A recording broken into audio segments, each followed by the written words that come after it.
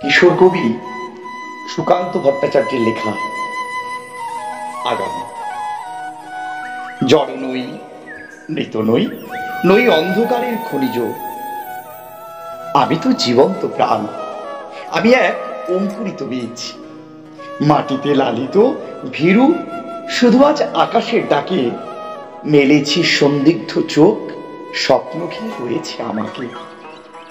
যদিও নগণ্য আমি তুচ্ছ বটবৃক্ষের সমাজে, তবু ক্ষুদ্র এ শরীরে গোপনে মর্মধ্বনি বাজে। বিদীর্ণ করেছি মাটি, দেখেছি আলোর আনাগোনা, শিকড়ে আমার তাই অরণ্যের বিশাল চেতনা।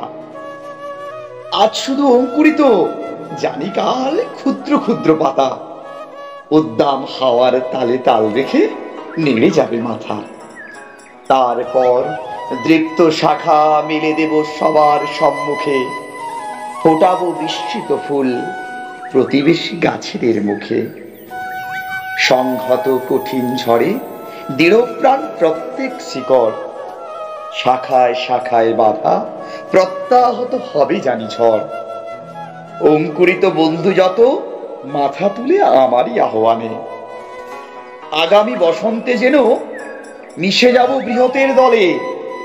জয়ধ্বনি কি সলয়ে সম্বর্ধনা জানাবে সকলে। ক্ষুদ্র আমি তুচ্ছ নই, জানি আমি ভাবি বনস্পতি। বৃষ্টির মাটির রসে পাই আমি তারই তো সম্মতি। সেদিন ছায়ায় এসো, হানো যদি কঠিন কুঠারে, তবুও তোমায় আমি হাতছানি দেব বারে বারে। ফল দেব, ফুল দেব, দেব আমি পাখির পূজন, একই মাটিতে পুষ্ট তোমাদের আপনার জন।